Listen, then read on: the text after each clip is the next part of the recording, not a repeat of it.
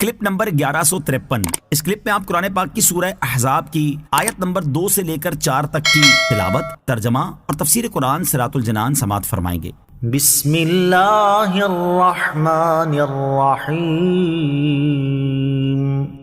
ترجمہ: اللہ کے نام سے شروع جو نہایت مہربان رحمت والا ہے۔ واتبع ما یوحى الیک من ربک ان اللہ کان بما تعملون خبیرا وتوکل علی اللہ وکفی باللہ وکیلا۔ ترجمہ: اور اس کی پیروی کرتے رہنا جو تمہارے رب کی طرف سے تمہیں وحی کی جاتی ہے، بے شک اللہ تمہارے کاموں سے خبردار ہے، اور اللہ پر بھروسہ رکھو اور اللہ کافی کام بنانے والا ہے۔ واتبع ما یوحى الیک، اور اس کی پیروی کرتے رہنا جو تمہاری طرف وحی کی جاتی ہے۔ اس آیت اور اس کے بعد والی آیت کا خلاصہ یہ ہے کہ اے حبیب صلی اللہ تعالی علیہ وآلہ وسلم، آپ قرآن مجید پر عمل کرتے رہیں اور کافروں کی رائے کو خاطر میں نہ لائیں، اور اے لوگو، بے شک اللہ تعالیٰ تمہارے سب کاموں سے خبردار ہے، اور تمہارے جیسے عمل ہوں گے ویسی تمہیں جزا دے گا۔ اور اے حبیب صلی اللہ تعالی علیہ وسلم، آپ نے اپنے معاملات میں اللہ تعالیٰ پر جو بھروسہ رکھا ہے اس پر قائم رہیں، اور اللہ تعالیٰ کافی کام بنانے والا ہے۔ ما جعل اللہ لرجل من قلبین فی جوفہ وما جعل ازواجکم اللائی تظاہرون منہن امہاتکم وما جعل ادعیاءکم ابناءکم ذالکم قولکم بافواہکم واللہ یقول الحق وہو یہدی السبیل۔ ترجمہ: اللہ نے کسی آدمی کے اندر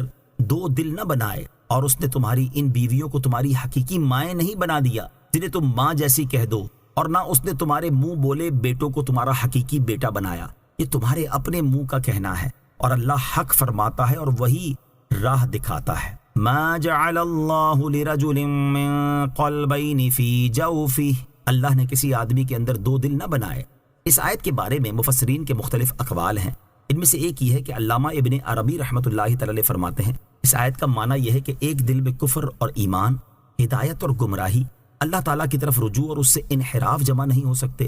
خلاصہ یہ ہے کہ ایک دل میں 2 متضاد چیزیں جمع نہیں ہوتی، اور اگر ظاہری 2 دل مراد ہوں، یعنی یہ کہ ایک انسان کے اندر 2 ایک قسم کے دل نہیں ہو سکتے، تو یہ بھی اپنی جگہ درست ہے کہ اگر کسی میں بالفرض یہ نظر آئے کہ اس میں دل کی شکل کے 2 گوشت کے لوتھڑے ہیں، تو ان میں ایک حقیقی دل ہوگا اور دوسرا محض ایک اضافی گوشت ہوگا، یعنی اس آدمی کے نظام بدن صرف ایک حقیقی دل کے ساتھ وابستہ ہوگا۔ وَمَا جَعَلَ أَزْوَاجَكُمُ اللَّائِي تُظَاهِرُونَ مِنْهُنَّ أُمَّهَاتِكُمْ،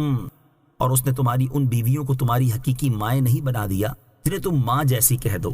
زمانہ جاہلیت میں جب کوئی شخص اپنی بیوی سے زہار کرتا تھا تو وہ لوگ اس زہار کو طلاق کہتے اور اس عورت کو اس کی ماں قرار دیتے تھے، اور جب کوئی شخص کسی کو بیٹا کہہ دیتا تو اس کو حقیقی بیٹا قرار دے کر میراث میں شریک ٹھہراتے، اور اس کی بیوی کو بیٹا کہنے والے کے لیے حقیقی بیٹے کی بیوی کی طرح حرام جانتے تھے۔ ان کے رد میں یہ آیت نازل ہوئی اور فرمایا گیا کہ جن بیویوں کو تم نے ماں جیسی کہہ دیا ہے تو اس سے وہ تمہاری حقیقی مائیں نہیں بن گئیں، اور جنہیں تم نے اپنا بیٹا کہہ دیا ہے تو وہ تمہارے حقیقی بیٹے نہیں بن گئے، اگرچہ لوگ انہیں تمہارا بیٹا کہتے ہوں۔ بیوی کو ماں کے مثل کہنا اور لے پالک بچے کو بیٹا کہنا ایسی بات ہے جس کی کوئی حقیقت نہیں۔ نہ بیوی شوہر کی ماں ہو سکتی ہے، نہ دوسرے کا فرزند اپنا بیٹا، اور یاد رکھو کہ اللہ تعالیٰ حق بیان فرماتا ہے اور وہی حق کی سیدھی راہ دکھاتا ہے، لہٰذا نہ بیوی کو شوہر کی ماں قرار دو اور نہ لے پالکوں کو ان کے پالنے والوں کا بیٹا ٹھہراؤ۔ ذالکم قولکم بافواہکم،